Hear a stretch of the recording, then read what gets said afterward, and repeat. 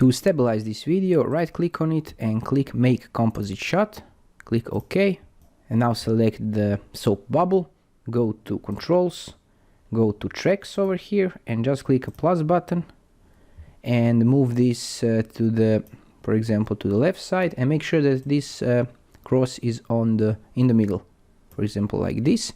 And you can see over here on right side single point position only, so let's go double points for position, scale and rotation, and move the other one also, for example over here, and this cross make it to be in the middle. Okay, move a few times and over here click stabilize, click rotation, scale and click apply.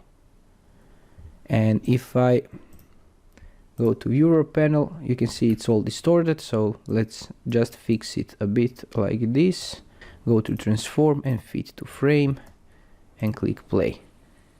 Because this is a very shaky, it will not do the magic because it's very hard on movement.